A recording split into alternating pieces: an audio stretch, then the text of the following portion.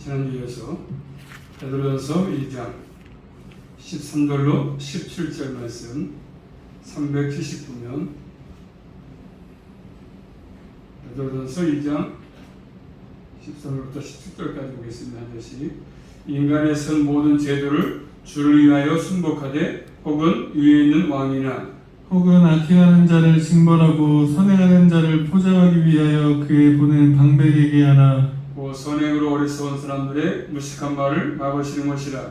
자유하나 그 자유로 악을 가리우는 데 쓰지 말고 오직 하나님과 종과 같이 하라. 무사람을 공경하며 형제를 사랑하며 하나님을 두려워하며 왕을 공경하라. 아멘. 기도합니다. 하나님 감사합니다.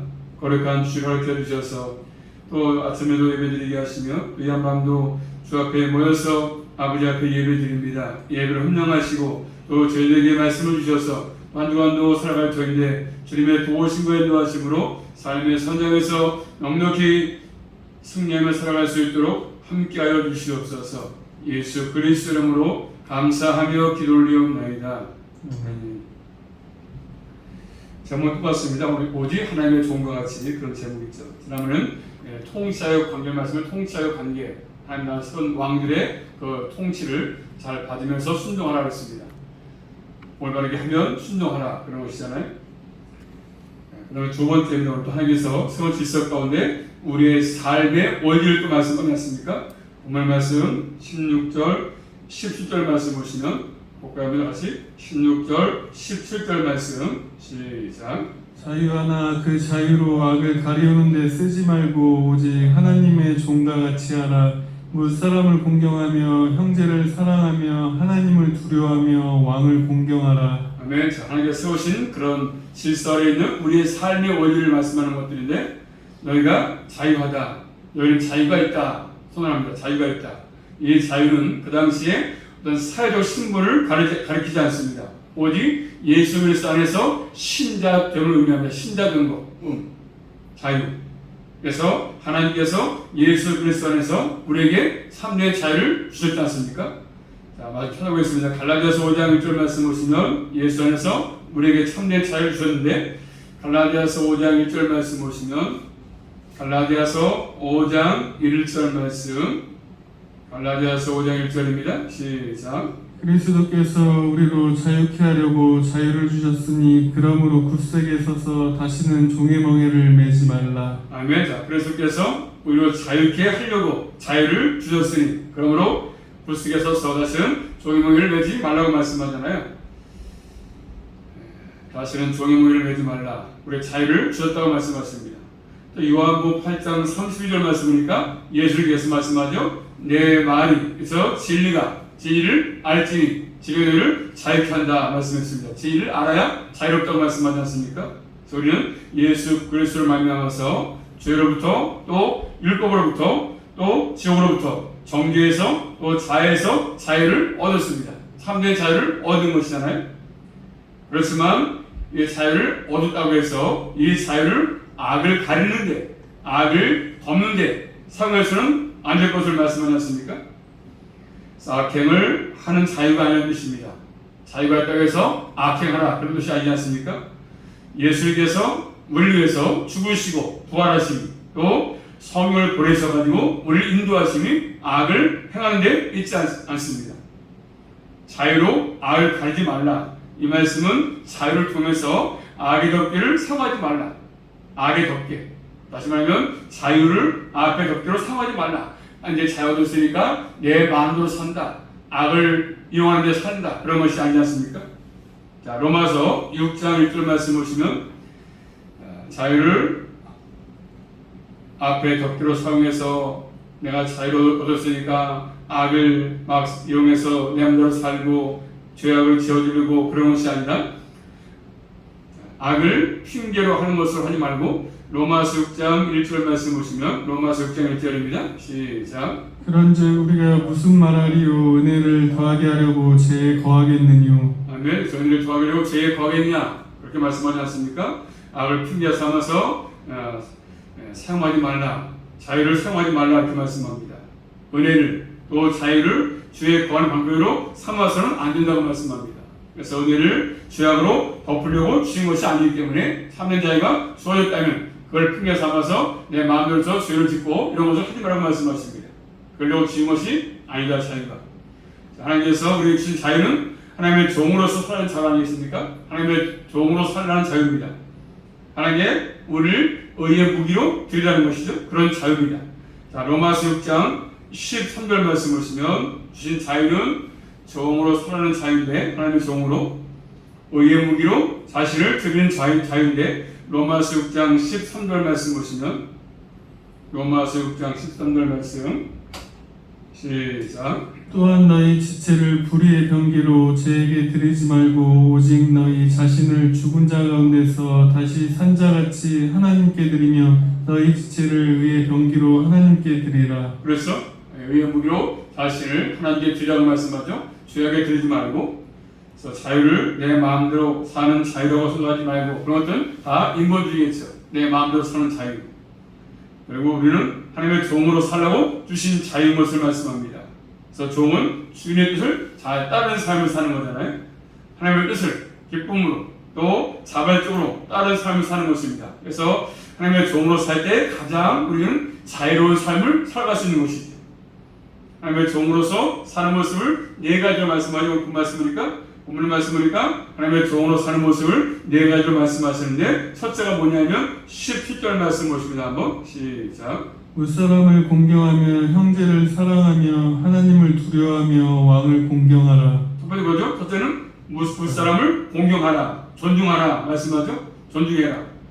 또 마태복음 18장 5절 말씀 보시면 그렇기 때문에 물사람을 공경해라, 존중해라 이렇게 말씀. 첫 번째가 물사람을 공경해라. 마태복음 18장 5절 말씀 시작. 또 누구든지 내 이름으로 이런 어린 아이 하나를 영접하면 곧 나를 영접함이니. 자, 그런 것이죠. 네. 어린아이들로서 함부로 대하지 말고 물사람을 공경하는 것처럼 하라고 말씀하십니다. 또 마태복음 25장 4절 말씀이니까 너희가 내 형제들과 지극히 작은 자에게 한 것이 내게 한 것이라 이렇게 말씀했습니다.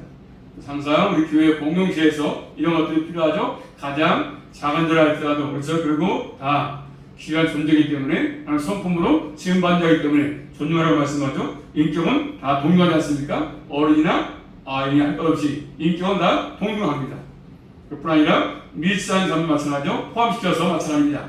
존중하라고 말씀하죠. 예수 안 믿는다고 해서 함부로 대하지 말고 다 저 인격체이니까 다 귀한 존재이기 때문에 존중하라고 말씀하십니다. 또 미국 사람이나 그래서 또 우리와 같이 기독교가 다른 종교를 가졌다 할지라도 그를 함부로 좀 하지 말고 인격의 존재이기 때문에 서로 존중하라고 말씀하십니다. 가치를 인정하라. 형상으로 지음받은 자이기 때문에 그렇습니다. 첫 번째, 물사람을 공경해라 이렇게 말씀합니다. 두 번째는요, 또 17절 말씀이니까 형제를 사랑하라고 말씀하죠. 형제, 이것은 육신의 피를 나는 형제, 혈연을 의미하는 것이 아니고 예수 믿는 사람이죠. 예수 안에서 하나가 된 형제들, 그들을 사랑하라고 말씀하십니다. 그래서 사랑은 무례하지 않고 질서를 존중할 줄 알고 작은 자라도 대화할 줄 알고 예의가 있는 것입니다. 세 번째는요. 또 세 번째는 17절 말씀에 왕을 공경하라고 말씀하죠. 통치자를 공경하라. 대통령 공경하라. 국회의원들 공경하라. 시장 공경하라고 말씀합니다. 이와 같은 삶을 사는 것이 하나님의 종으로서의 사는 삶을 모습입니다. 그 사람이 하나님을 섬기는 그런 증거가 뭐냐면 이 말씀대로 사는 모습을 보면 알 수 있다고 말씀하십니다. 그래서 네 가지 말씀했습니다. 그다음에 마지막 세 번째 또 뭐라고 말씀하셨죠? 우리 예수님 그리스도인들의 정부에 대한 태도, 정부, 나라. 정부에 대해서 어떤 태도를 취해야 되겠습니까? 첫째로 왕을 위해서 통치를 위해서 기도하라 기도 말씀하죠. 대통령 그래서 이 나라 이민족을 위해서 기도하라고 말씀하십니다. 자, 디모데전서 말씀 보시면 디모데전서 2장 가서 보시면 왕을 위해서 통치자와 정부를 위해서 기도하라 기도. 디모데전서 2장 1절 2절 말씀 보십니다. 한번 디모데전서 2장 1절 2절 그러므로 시작. 그러므로 내가 첫째로 권하노니 모든 사람을 위하여 간구와 기도와 도구와 감사를 하되 임금님과 높은 지위에 있는 모든 사람을 위하여 하라.